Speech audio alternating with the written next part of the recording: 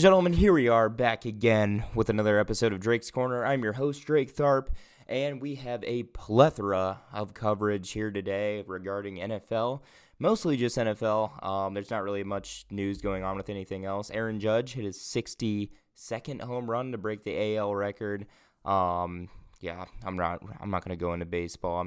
I'm too unknowledgeable, so I'm not going to try and, weigh an opinion and then get bombarded in the comments. But we have a plethora of coverage today.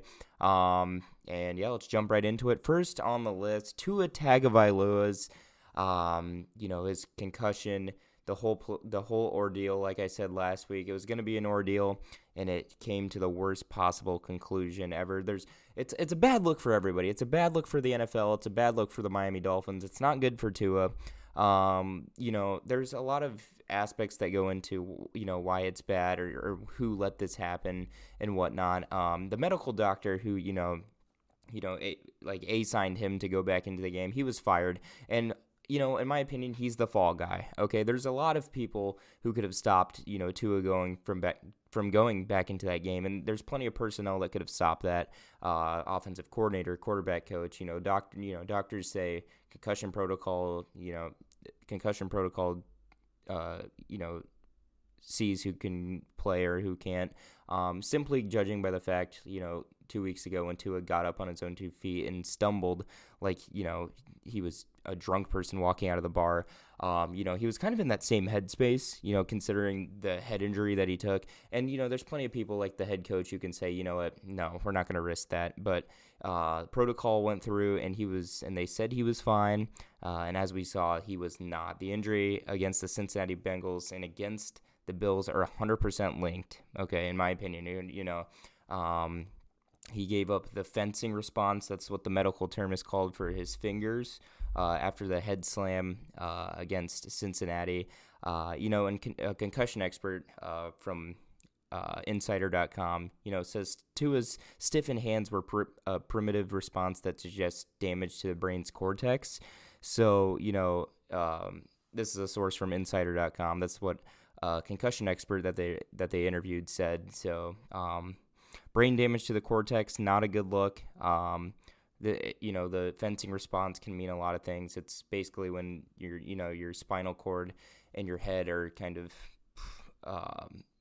interlinked for a second, and you throw up a kind of fencing response to protect yourself. That's what his whole fingers were. That's the whole science behind it anyway. And just in hindsight, there was a whole movie made about this concussion issue. And as much as the NFL can do, with changing up the helmets, letting someone go back into the game after they looked, like I said, drunk, getting back up after a hit like that, just sets the league back about 50 years. Okay, there's no good look for the NFL. There's no good look for the Dolphins. Concussion experts are now calling for Tua's retirement because of the Dolphins' irresponsibility. And it's, irresponsible on everybody involved. They fired somebody and he's the fall guy. But, in retrospect, a lot of people are at fault here. There's a lot of people who could have stopped Tua from going back into that game. I firmly believe, the Cincinnati injury and the Bills injury are linked. I don't think he was ready to go back in. Obviously, not everyone's going to show the same signs of a concussion. But, when the first sign should have been when Tua was getting up and he was, obviously not in the right place. You can go through as many protocols as you can, but the first sign has to be the stop sign when it comes to a concussion. Okay. So, with an issue like this, it just sets the league back so far. They got these new Rydell Speed Flex helmets that are supposed to prevent concussions all around. But, there's no guarding getting thrown around by a 350-pound man as hard as he possibly can onto your head. So, now experts are calling for Tua's retirement. I see that as a likely thing. He can be in his good spirits as he wants to be, but, head injuries are a no-no. And, these are the experts, and I don't think you can go against what they say. And I really hope that this isn't the case, but just from seeing, I've never seen that those fingers after the injury. That's gonna haunt my dreams. Okay, it was a scary sight. It sets the league back. Shame on Miami. Shame on everybody involved. It's just not a good. It wasn't a good day for the NFL on last Thursday night. So, Yeah, on to the next topic, a more brighter topic. Well, for the city of Pittsburgh, you got Kenny Pickett. He threw 3 picks. Okay, let's get that out of the way right now. But each of those interceptions, I wouldn't say were his fault per se. He made his debut against the Jets. It was ugly, but he scored 2 rushing touchdowns, and he showed that he wasn't afraid to make. He wasn't afraid to bomb the deep ball like in the slightest. He was poised. He was ready to make the big throws. He wasn't scared at all. I think the Bears should really take into account what the Steelers are doing with Pickett already, throwing him into the fire and just letting him chuck that thing. Yeah, get the mistakes out early so you know. But he's got the arm talent and the weapons for success. And while Mike Tomlin, the Steelers head coach, has only had Roethlisberger, they're alike in a lot of ways. The arm talent, Pickett is a lot more mobile. Yeah, and, he can make a lot better plays, running out of the play action. Roethlisberger, kind of in the last 3 years of his career was kind of just a standing wall. Pickett can make a lot more plays than Ben Roethlisberger can, and we already saw the arm talent on Sunday. So, Pittsburgh fans should expect a bright future with Kenny Pickett. He's got the talent. He's got the receivers around him. He's poised. He's ready to be the spark that Pittsburgh needs. You should have heard the crowd when he entered the game. They were ecstatic. And while they didn't pick up the win, their quarterback situation might, it wasn't completely, a fluke. It wasn't bad. It wasn't bad at all. He showed he wasn't afraid to bomb the deep ball at all. And that's what they need, someone who can chuck that thing. And Mitch Trubisky, not the guy for that. Anyway, on to the Fab 5 bets of the week. I got 2 spread bets. I got 2 money line bets and an over-under bet. So the Falcons are actually 4-0 against the spread this year. I'm going to keep that up. They're the 7.5-point underdogs against the Bucs. The Bucs are not that thrilling this year. I see the Falcons, kind of edging into a 1-score game. Maybe not winning, but kind of making it less than a touchdown game. Pittsburgh against Buffalo. Pittsburgh is 14.5-point underdogs. That's very hard to cover for the Bills. I'm going to take the underdog bet here as well with Pittsburgh. I got moneyline Vikings and moneyline Eagles and Seahawks. Saints over 44.5 points. Those are my Fab 5 bets. If you want to win some money, throw some money on that sucker right there. You'll win some money. A lot of money talk. I love money. Who doesn't like the dollar bills at all? I do. I'm not making money making these videos, but it's fine. Anyway, main event of the show, NFL Power Rankings. Here we go. Number 10, Jaguars. Once again, yeah, they're going to stick here. They played very well against, a dominant Eagles team. Trevor Lawrence had a few, fumbles, but that's a very fixable issue in my opinion, just protection-wise. And they were up 14-0 at the half against, in my opinion, the best team right now in the NFL. The Jaguars smoked the Chargers 2 weeks ago. And, this is a young team. They're going to figure it out, sure enough. The defense looked very dominant in the first half. And, the fumbles, like I said, that was an issue, and it's very easy to fix. I could see them, like I said last week, bumping into that wild card spot. Trevor Lawrence having an outstanding year. I don't think it gets talked about enough. But number 10, yeah, the Jaguars. Number 9, I got the Giants. Well, they're one of the best rushing offenses in the league. Saquon Barkley looks, kind of like his rookie year self, and they're 3-1. That's about it. There's not a lot of 3-1 teams in the league. It's that simple. They may not look scary, but they're finding ways to win. And, with a solid rushing attack, their coverage is great. They could put up some wins against some average teams. I'm not saying they're going to make the playoffs, but they're number 9 right now. They're winning. Number 8, I got the Rams. Yeah. They're going to drop a few spots here on my list, but, a tough in-division game away against the 49ers, a team that knows them damn well. It's going to be a trap game for them, but, this isn't anything to panic over. They're missing a few, offensive pieces. The talent is all still there, skill player-wise, and defensively, they're missing their starting center and their slot receiver right now, Van Jefferson. So, once these pieces are big components of a Super Bowl team, the talent's all still there. I think this is a few like a kind of beginning of the season hump for them. I feel like they'll nudge back into the top 5 as the season rolls on.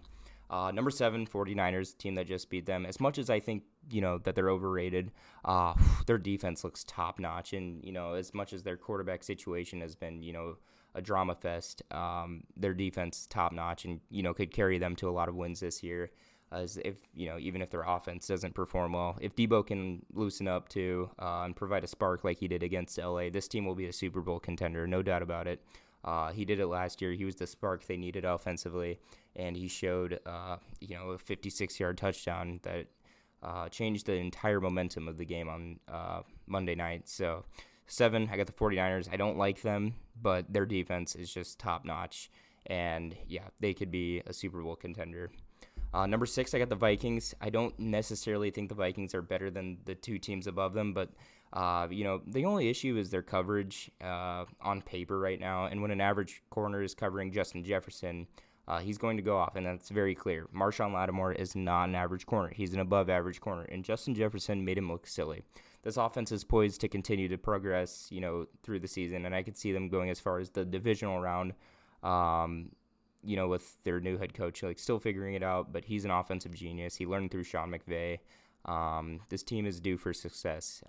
If it's not this year, I don't think, I think it's time maybe for a rebuild, maybe Kirk Cousins to go, but this is Kirk Cousins' make or break year. And, they look solid, though. They're 3-1. The offense looks good. Just better coverage is what they need. Number 5, I got the Ravens. Yeah, they're 2-2, but another game they should have won. On paper, I really think they should be undefeated. But I do think they're a top 5 team in the league. Lamar Jackson still the MVP favorite right now. But these are mishaps that are luckily coming, early in the season. And, playoff time, I do think they'll come around and pick up some, clutch wins towards the end of the season and maybe make a Super Bowl run. I think it's very capable for, the Ravens to do that along, in the AFC with the Bills and the Chiefs. They're a surefire offense like those two teams. So I do think they should be 4-0. I think it's very obvious that they could be. But just, late game mishaps that are unfortunately coming their way. Number 4, I got the Packers. Aaron Rodgers once again finds a way to win. It's very rare to see a quarterback come back from throwing a pick six and finding a way to still win after being down a touchdown, after a momentum shift like that. But Aaron Rodgers is one of those few guys that can come back from that and not let it affect him, especially with his lack of receiving threats. He still comes back and puts up 20 points after throwing a pick six. And it's very rare to see that. It's Aaron Rodgers. I expect nothing less. They're number 4 right now. Number 3, I got the Bills. They're only at 3 because 2 other teams are playing better football. Okay, they don't, look as dominant as they did the first 2 weeks. But in my opinion, they have the most all-around upside. And, like the other teams that I've mentioned, they're letting their mistakes out early. And, but they're 3-1. Yeah, they had a tough loss against the Dolphins, but I think that game could have gone either way. And, yeah, there's just a few late-game mistakes. They came back against the Ravens. That was a really solid win. But, a number 1 team in a power rankings list has to be, dominant all the way through. And I think these two teams have been playing better football. Number 2, I got the Chiefs. They couldn't have come back better after a loss against the Colts. They put on an offensive onslaught against, the most talented defense in the league, the Bucs. The Bucs haven't allowed more than 35 points in a game since Todd Bowles became defensive coordinator. So this is exactly what the Chiefs needed, to reboot their offense and show the whole NFL community, sports community, what they're about. Patrick Mahomes, not needing Tyreek Hill, still having his threats there. So and Clyde Edwards-Helaire too, another underrated running back right now in the season. He's putting up great numbers, and yeah, their offense looked unstoppable. Number 1, Eagles. They're 4-0. Not much more to say. They faced, their first kind of sense of adversity against the Jaguars, being down 14-0, and in a rainy game, and able to come back not only offensively, but the defense made big plays to get the ball back, and the offense, took advantage from there. They were down 14-0 against a good Jags team, a very underrated Jaguars team, and that was their first sense of adversity. And these little mishaps I've been talking about with these good teams, they didn't let it affect their win-loss column. So they're 4-0. They're the best team in football right now. So as it looks, Eagles, Chiefs, Super Bowl possibly. We shall see. I don't think it's gonna be that. I think it's gonna be Bills, Eagles right now. But there's a lot of football still to play left in the season. That about covers it for the podcast today. Thank you guys for watching. I hope you enjoyed listening. Whatever you may be listening on, YouTube, Spotify. Yeah, I think we're almost edging episode 50. I think it's 49 now, but 50 might be next week. I'm not sure. I'll have to take a look. But I hope you guys enjoyed listening, and I'll see you guys next week. Thanks for watching, and peace.